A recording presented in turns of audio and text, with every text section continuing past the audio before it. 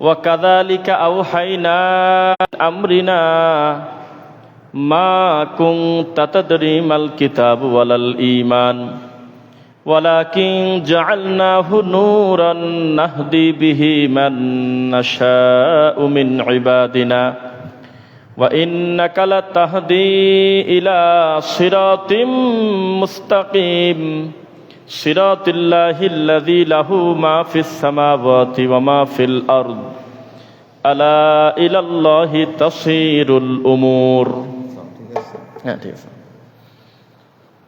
عن علي بن أبي طالب رضي الله عنه قال العلم خير من المال.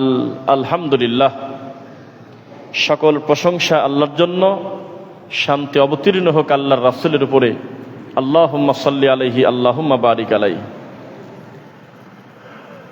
এটা বন্ধ করে দেন। থাক। আল্লাহ সুবহানাহু ওয়া তাআলার অশেষ অনুগ্রহে আমরা জুমার দিন তার ঘরে বসার সুযোগ পেয়েছি, আলহামদুলিল্লাহ।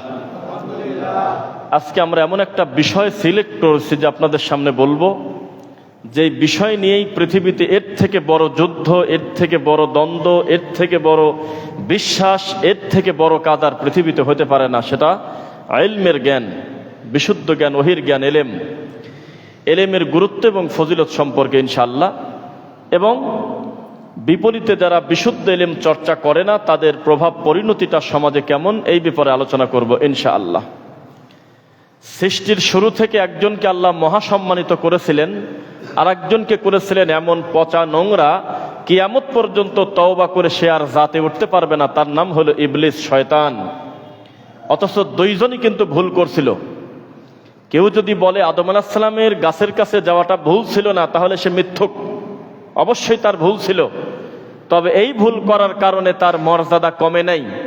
ভুল করার আগে ছিল আব্দুল্লাহ, ভুল করার পরে আল্লাহ নবী বানায় দিয়েছে, সুবহানাল্লাহ। আর একজন ভুল করার আগে ছিল বুজুর্গ, কিন্তু ভুল করার পরে এমন ভুলই হয়েছে কিয়ামত পর্যন্ত ইবলিস তওবা করলে আর তওবা কাজ হচ্ছে না। দুইজনেরই ভুল ছিল। ওয়ালা তাকরাবা হাযিহি শাজারা, একজনের অর্ডার ছিল তুমি গাছের কাছে যাও না, গেছে।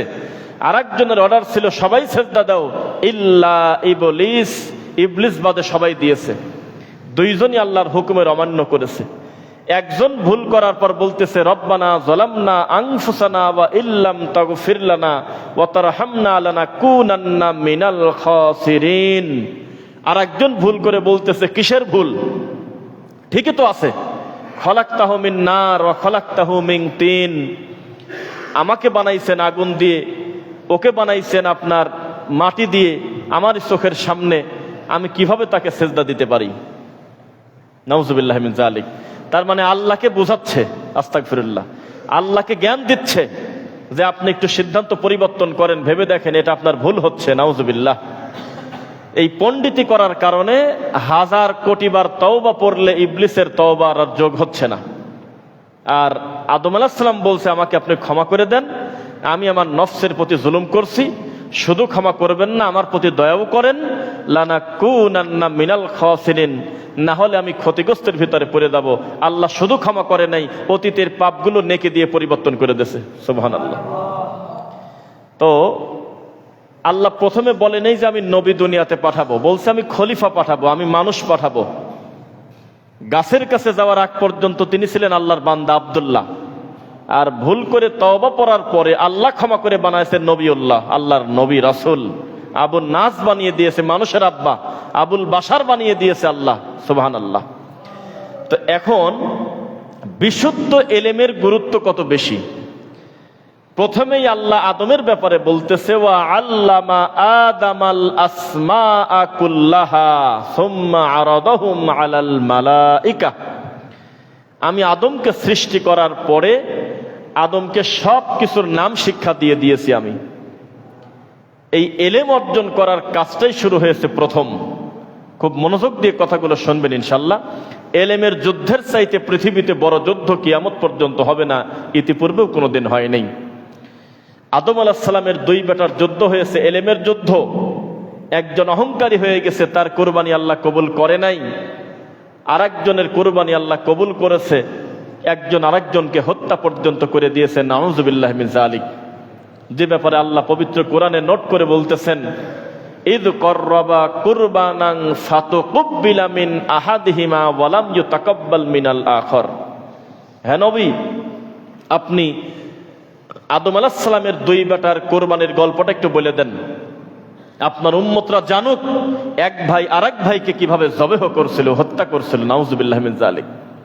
তো এলেম এমন একটা গুরুত্বপূর্ণ বিষয় যার মাধ্যমে আল্লাহ কাউকে সম্মানিত করেন, আবার এলেম অর্জন বিশুদ্ধ না হওয়ার কারণে আল্লাহ তাকে অধপতিত করে দেন।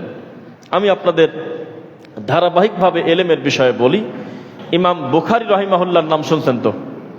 ইমাম বুখারী রাহিমাহুল্লাহ বলতেছেন এমন একটা দামি কথা, আল ইলমু ক্বাবলাল কওলি ওয়াল আমাল। কথা এবং কাজ করার পূর্বে লাগবে জ্ঞান। কি লাগবে? জ্ঞান লাগবে, এলেম লাগবে। মানে যে কোনো কথা বলা যায় না, যে কোনো কর্ম করা যায় না ইল্লাল ইলম, এলেম ছাড়া। যার জ্ঞান নাই তার কাজও নাই, তার কোনো আমলও নাই। দলিল শোনেন। আল্লাহ আমাদেরকে বলতেছেন যে তোমরা আমলে সলে করো। আমল করে কথা বলে নাই। আমলে সলে করা মানে যেই আমলটা রাসূলের পদ্ধতিতে হয় সেটাকে বলে আমলে সলে। আমাদের সমাজে আমলে সলে চলে খুব কম। আমাল শয়তানের আমল চলে বেশি। যত বিদাত, শিরিক, কুফর, এই আমলগুলো আমাদের বাংলাদেশে খুব উর্বর, খুব ভালো চলে। কিন্তু এলেম নির্ভর, বিশুদ্ধ ওহী নির্ভর যে এলেম, জ্ঞান, এই জ্ঞান দিয়ে আমল আমাদের সমাজে খুবই কম হয়। এবার খেয়াল করবেন, রাসূল সাল্লাল্লাহু আলাইহি ওয়াসাল্লামের জামাতা আলী রাদিয়াল্লাহু আনহু এবং তার চাচাতো ভাই, তিনি বলতেছেন আল ইলমু খায়রুম মিনাল মাল। হে দুনিয়ার মানুষ, তোমরা জেনে রাখো যে কোনো ধন সম্পদের থেকে এলেমকে বড় বলা যায়, শ্রেষ্ঠ বলা যায়। যে কোনো ধন সম্পদ, যে কোনো মালামালের থেকে জ্ঞান বড়, জ্ঞানের থেকে বেশি কিছু নাই। বাপ এক ছেলেকে 30 বিঘা জমি দিয়ে তার প্রতি জুলুম করেছে, যাকে দেয়নি তার প্রতিও জুলুম করছে। আর এক ছেলেকে পড়াশোনা করাইছে, পড়াশোনা করতে করতে ছেলেটা একজন আলেম হয়ে গেছে, ঠকে গেল কে? যাকে জমি দিয়েছে না যাকে এলেম দিয়েছে? জমি দিয়েছে। এলেমওয়ালা মানুষ আল্লাহর কাছে সম্মানী হয়ে গেছে, আর যাকে সম্পদ দিয়ে জিম্মি করে ফেলেছে সে জালেম হয়ে দুনিয়াতেই তার অধপতন হয়ে গেছে। এলেম এমন একটা গুরুত্বপূর্ণ ব্যাপার যে এলেমের যুদ্ধই আমাদের সমাজে চলতেছে। সবাই একটু খেয়াল করবেন, এলেম হলো দুই প্রকার, ওহী হলো দুই প্রকার। একটা ওহী আল্লাহর পক্ষ থেকে, যেটা কোরআন এবং সহিহ হাদিস। আর একটা ওহী কিয়ামত পর্যন্ত চালু থাকবে, সেই ওহীর নাম হলো ওয়াহিউশ শাইতান, শয়তানের ওহী। বোঝা যাচ্ছে? শয়তানের ওহী। শয়তান ওহী করে, জিন শয়তান ওহী করে। সেই ওহীর ভিত্তিতে মানুষ বলতেছে আমি নবীকে স্বপ্নে দেখেছি, নবী হাতের লাঠি দিয়ে দাগ দিয়েছে, সে দাগের উপরে আমরা মাদ্রাসা বানাইছি। নাউজুবিল্লাহ। আর একজন নিজের গায়ের জুব্বা টান করে ধরে বলতেছে শোনো, এটাই হলো সেই জুব্বা, যেই জুব্বা আমার পীর সাহেব হুজুর আল্লাহর নবীর গায়ে দেখছে স্বপ্নে। নাউজুবিল্লাহ। এগুলো সব শয়তানের পক্ষ থেকে ওহী। আর আল্লাহর পক্ষ থেকে ওহী যেটা, সেটা পূর্ণ হয়ে গেছে। কিয়ামত পর্যন্ত আর আলাদা কোনো বিধান দুনিয়াতে আসবে না। আল ইয়াউমা আকমালতু লাকুম দীনাকুম, সেই ওহীর দিনটা পূর্ণ হয়ে গেছে। এটার নামই কোরআন, এটার নামই হাদিস, এটার নামই ইসলাম। ভাষা কি বোঝা যায়? তাহলে এলেম এমন একটা গুরুত্বপূর্ণ ব্যাপার, এলমের মাধ্যমে আল্লাহ সম্মানী করেন, আবার এলমের মাধ্যমেই তাকে একেবারে বেইজ্জত করেন বিশুদ্ধ এলেম না থাকার কারণে। যেমন আজকে বেশ কিছুদিন আগে দেওয়ানবাগের পীর মরে যায় নাই? বলেন তো সবাই, মরে গেছে দেওয়ানবাগের পীর। দেওয়ানবাগী মরে গেছে, কিন্তু দেওয়ানবাগী সহ কবরে চলে গেছে। আগামীকালকে যদি ভান্ডারীর পীর মরে যায় তাহলে বাদ্যযন্ত্র সহ কবরে চলে গেছে। লালন মরে গেছে, গাঁদা সহ কবরে ঢুকছে। আর প্রসিদ্ধ যদি মরে যায় খাট পূজা সহ কবরে ঢুকবে। কিন্তু ইমাম বুখারী রাহিমাহুল্লাহ মারা গিয়েছেন, কবর পূজারি পর্যন্ত খতমে বুখারী পড়ে জিলাপি খায়। সম্মান কাকে বলে আপনি বোঝেন না? যাদের বিশুদ্ধ এলেম আছে, যারা ওহীর এলেম চর্চা করে গিয়েছে, কিয়ামত পর্যন্ত ভালো মানুষের অন্তরে তাদের জন্য দোয়া থাকবেই থাকবে। কোনোদিন তাদের নাম মুছে দেওয়া যাবে না। যেই লোকটা সারাদিন জর্দা দিয়ে পান খায়, সারাদিন তাবিজ কবরের ব্যবসা করে, সরাসরি কবর মাজার পূজা করে সেজদা দেয়, মরা মানুষের কাছে ছেলে সন্তান চায়, মরা পীরের পুকুরের পানি খায় কল্যাণ মনে করে, সেই লোকটাও বিশ্বাস করে আল্লাহর কোরআনের পরে সবচেয়ে দামি কিতাব হলো সহিহ বুখারী। তারা পর্যন্ত তাদের বইতে লেখছে। কেন লেখছে? স্বীকার করতে বাধ্য হয়েছে ইমাম বুখারী রাহিমাহুল্লাহর এত বড় খেদমত অস্বীকার আর করতে পারে নাই।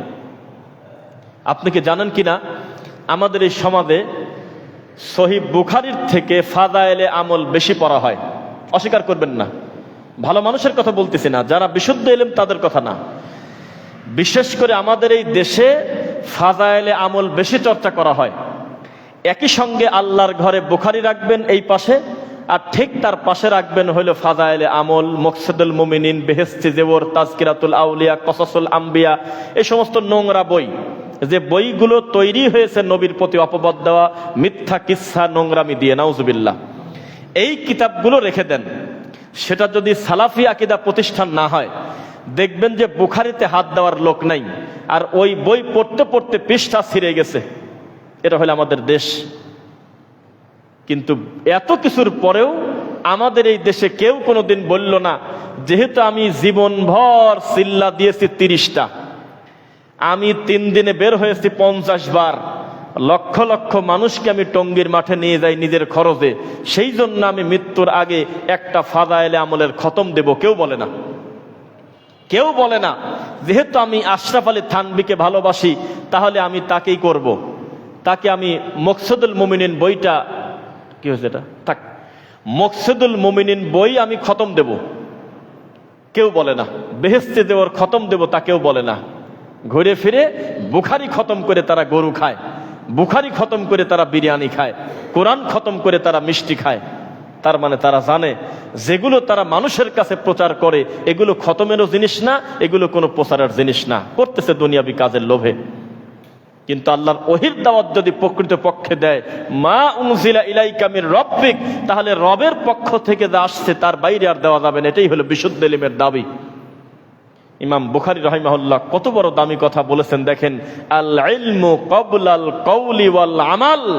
আরে ওটা তো আমলই না যেই আমলটা ইলম নির্ভর হয় না, ওটা কোনো কথাই না যেই কথার পূর্বে বিদ্যা নাই, যে কোনো প্রশ্ন করা যায় না, যে কোনো কাজ করা যায় না, যা কিছু খুশি বলা যায় না, যে কোনো আমল করা যায় না, অতটুকুন করা যায় যতটুকুন আমার নবী করতে বলেছে।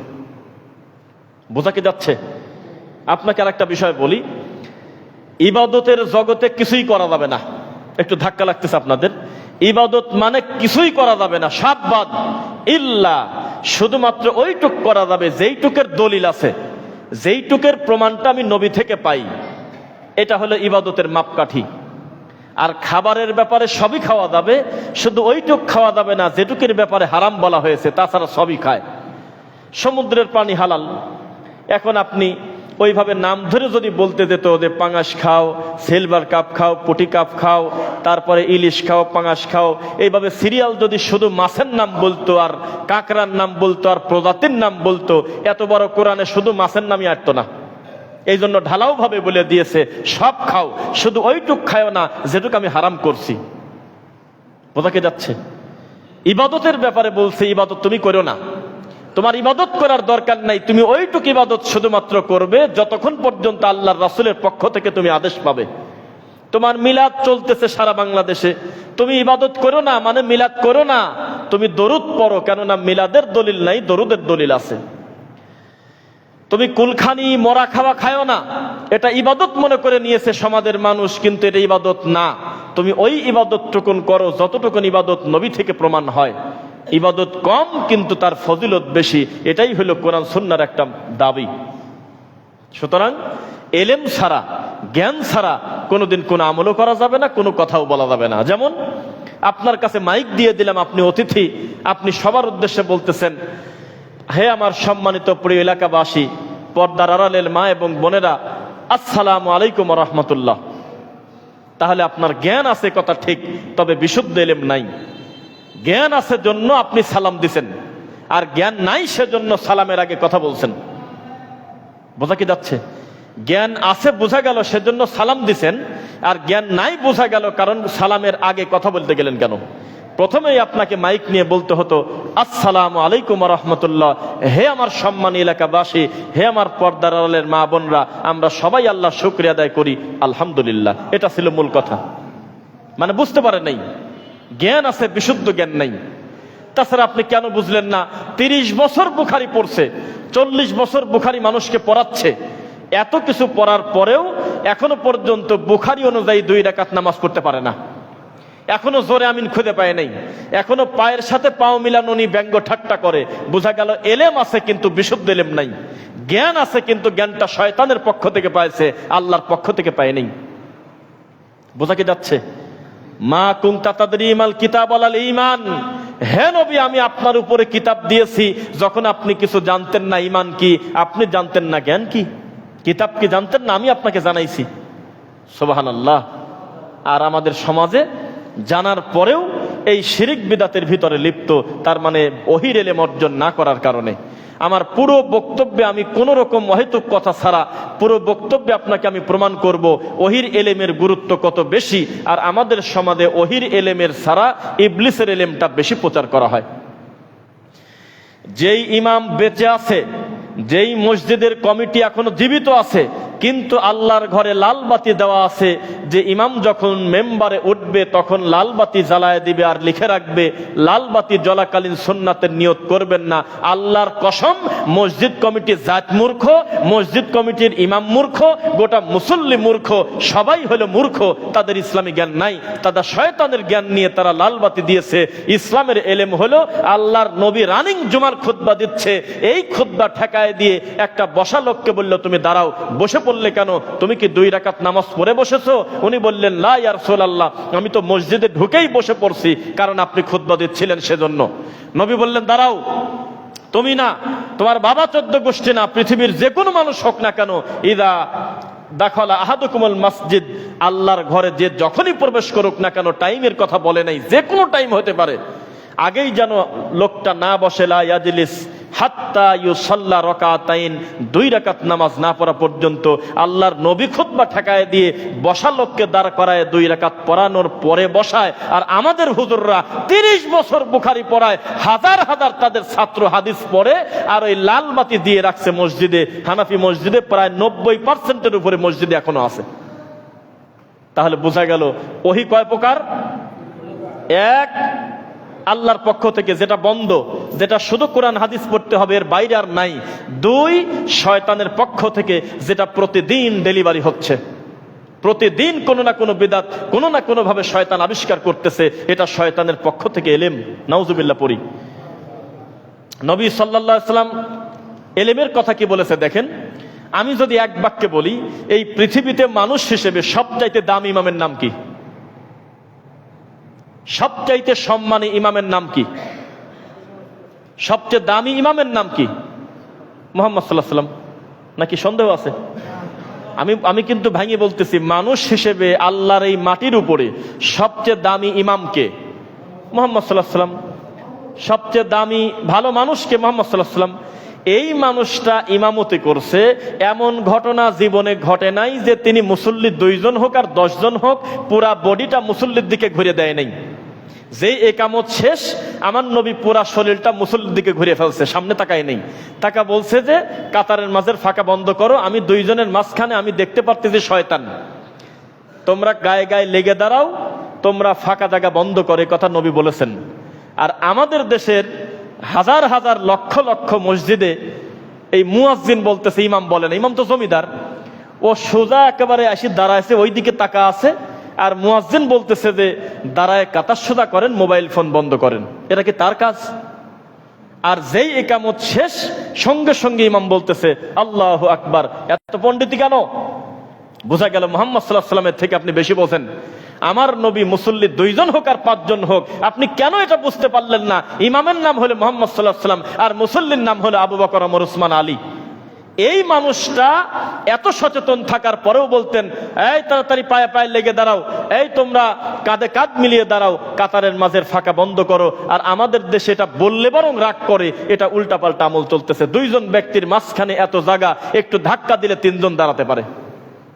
তার মানে ওহির এলেম নাই, আছে শয়তানের এলেম। এটা আমি প্রতি মিনিটে মিনিটে আমলগুলো বলবার প্রমাণ করে দেব। মানুষ নবীর বিরোধিতা করাটাই মনে করে বড় হুজুরের কাজ। এভাবেই চলতেছে মসজিদে। মুসল্লি কয়জন সেটা বড় কথা না, পুরো শরীরটা ঘোরায় ইমামের দায়িত্ব এই কথা বলা, নামাজের কাতার ফাঁকা বন্ধ করেন, তারপরে আপনার কাঁধে কাঁধ মিলিয়ে দাঁড়ান। কথা বোঝা যাচ্ছে? তার মানে এলেম আছে কিন্তু বিশুদ্ধ এলেম নাই। এলেম থাকলে জর্দা দিয়ে পান খাত না, ওই হুজুর বিষ খেতে রাজি হতো না যেমন, তেমনি হাকিমপুর জর্দা মুখে দিতে রাজি হবে না। এটা তার নিজেকে নিজে ধ্বংস করার মতো, এটা একটা অবিচার। মুদমিনুল খামরি কা আবিদি ওয়াসান, পৃথিবীর একটা ভয়ঙ্কর পাপ, যেই পাপের তুলনা করা হয়েছে মূর্তি পূজারীর সাথে। সেটা হলো যারা নেশাদার দ্রব্য পান করে, বিড়ি খাক, গুল খাক আর জর্দা খাক না কেন। বিড়ি হারাম মানুষ কম বেশি জানে, তারপরে মদ যে হারাম এটা যে খায় সেও জানে, কিন্তু জর্দা যে হালাল এটা হুজুর বানিয়ে নিয়েছে মানুষের সমাজের। আস্তাগফিরুল্লাহ আযীম। কে জবাব দেবে? একই জিনিস দিয়ে তৈরি হচ্ছে জর্দা।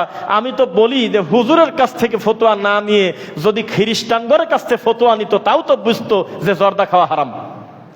সকালবেলা যারা ব্রেকফাস্ট করে মদ দিয়ে, দুপুরে যারা লাঞ্চ করে মদ দিয়ে, রাতে যারা ডিনার করে মদ দিয়ে, চোখে মদ দিয়ে পানি মারে, এই সমস্ত লোক পর্যন্ত কাগজে কলমে লিখে গেছে। এখন গুগল করে দেখেন, এর খ্রিস্টান ডাক্তাররা পর্যন্ত বলেছে এই পৃথিবীতে যত মানুষ ক্যান্সারে মারা যায় তার বিশেষ অংশ মারা যায় হলো তামাকের কারণে। তো এটা কমন সেন্স, আপনি বোঝেন না? আপনি গরু, এই জিনিস মুখে দিলেন কিভাবে? আপনি আল্লাহকে ডাকতেছেন, যেখানে নিষেধাজ্ঞা দ্রব্য পান করলে 40 দিন আল্লাহ তার কথাই শোনে না। নাউজুবিল্লাহ মিন যালিক। সেই জিনিস খায় মসজিদের ইমাম, সেই জিনিস খায় হলো বড় হুজুর। রানিং ওয়াজের ভিতরে খাচ্ছে বক্তা, তাও দেখছি। রানিং ওয়াজ হচ্ছে, তা পান খাওয়ার ব্রেক নেওয়ার জন্য বলতেছে যে তাহলে এখন জর্দা খাওয়ার দোয়া শুরু করেন সবাই, আরো জোরে লা ইলাহা বলে পান খাচ্ছে। ওর কাছে তো আল্লাহ নাই, বাকি লোক বলতেছে ইল্লাল্লাহ। এটা হলো পান আর জর্দা খাওয়ার দোয়া আর চা খাওয়ার দোয়া। নাউজুবিল্লাহ, নাউজুবিল্লাহ। আল্লাহর কালেমাকে দুই ভাগ করে ফেলছে তারা। তার মানে এলেম আছে, বিশুদ্ধ এলেম নাই। এগুলো অবশ্যই শয়তানের পক্ষ থেকে এলেম অর্জন করেছে, আল্লাহর ওহির এলেম তারা অর্জন করতে পারে নাই। কত যুক্তি দিবেন আপনি? এটাই হলো বাস্তবতা। তারপরে একটা সিরিয়াল করে আমরা বলতে থাকি, প্রত্যেকটা বিষয় যাতে আমরা টাচ করতে পারি। আল্লাহ আমাদের তৌফিক দিন। এই ঘড়িটা নষ্ট না? ওইটা ঠিক আছে, হ্যাঁ, আচ্ছা। বিশুদ্ধ এলেম অর্জন করার গুরুত্ব আমি আপনাকে কম বেশি ছোট করে বোঝাতে পারছি। এবার আপনাকে বলি, এলেম অর্জন করার পরে আমার কাজটা কি? বোঝা যাচ্ছে কথা? প্রথম কাজ, এটা মানুষকে বলে দেওয়া। এই আবু হুরায়রা দাঁড়াও, ওই যে একটা উটনি আনতে পারবে, লাল উটনি, খুব দামি। উনি দাঁড়ায়, পাশে পাশে অন্য সাহাবীরাও দাঁড়ায় গেছে। আমরাও যাবো আল্লাহর নবী। আপনি উটনি কিনতে বললেন, কোথায় যাব? বলতেছে আকিক নামক বাজারে, সেই বাজারে চলে যাও। তখন ওরা বললো আমরাও যাব। যেই সবাই দাঁড়াইছে, আল্লাহর নবী বললেন যে বসো। সবাই বসে গেল। আল্লাহর নবী, আপনি বলতেছেন উট আনতে, কিন্তু আমাদের বসে যেতে বললেন। তখন নবী সাল্লাল্লাহু আলাইহি ওয়াসাল্লাম বললেন, বাজারে না যাও যদি উট পাওয়া যায়, যাবা কেন বাজারে? তা কিভাবে? বলতেছে আমি নবীর পক্ষ থেকে একটা কথা যদি কেউ আরেক ভাইকে বলে দেয়, সে একটা উট অলরেডি কিনে ফেলছে। আমার পক্ষ থেকে 2টা কথা যদি প্রচার করে দেয়, অলরেডি 2টা উট পাওয়া গেছে। 4টা পর্যন্ত নবী বলছে, সুবহানাল্লাহিল আযীম। তার মানে এলেম অর্জন করা যেমন ফরজ, ওই এলেম অর্জন করার পরে নিজের ভিতরে আর জমা করে রাখা যাবে না, এটা মানুষের কাছে প্রচার করতে হবে। দলিল সহ, কি সহ? দলিল সহ প্রচার করতে হবে, তখন এটা বাড়বে। যেমন 30 বছর 40 বছর আগে একটা স্যার ম্যাথমেটিক্স পড়ছে, বিএসসি করছে, কিন্তু এখন পড়াতে পড়াতে এমন অবস্থা, অধ্যায় সহ তার মুখস্থ যে কোনো অঙ্ক তিনি একদম চোখ বন্ধ করে বলে পড়ে দিচ্ছে। একটা মাত্র কারণ, আপনি আজকে শুরু করেছেন, আরো 30 বছর আগে একবার শেষ করছে, আর 30 বছরে 30 লাখ বার তদন্ত হয়ে গেছে, একই অঙ্ক বারবার করতে করতে চর্চা হয়ে গেছে। তো বিশুদ্ধ ওহির এলেম এইরকম, এত বেশি চর্চা করতে হবে, এত বেশি মানুষের কাছে প্রচার করতে হবে, যাতে এলেমটা আপনার ভুল না হয়। বলেন ইনশাআল্লাহ। এরপরে ভ্রমণ, কুল সিরু ফিল আরদ। আমরা তো মনে করছি শুধু সালাত ইবাদত, সিয়াম ইবাদত, হজ ইবাদত, যাকাত ইবাদত, আরো কিছু ইবাদত আছে। প্রথমে একটা ধাক্কা দেই, সালাতের কথা কত জায়গা আছে কোরআন মাজিদে? 82 না 88? এত জায়গায় সালাতের কথা, আর একটা ইবাদতের কথা কোরআনে আছে 90 বার, যে ব্যাপারে আলাদা স্বতন্ত্র জুমার খুতবা বা বক্তব্য খুব কম হয়েছে। তার নাম হলো সবর, ধৈর্য। সালাত যতবার বলা আছে তার থেকে আরো বেশিবার বলা আছে ধৈর্যের কথা।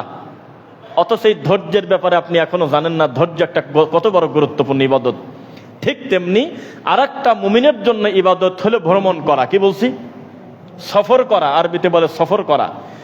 মুসাফির হওয়া, ভ্রমণ করা, আল্লাহর জমিনে ঘুরে দেখা। কি কি দেখবেন? আল্লাহর নিদর্শন। আবার বলতেছে কি করবে?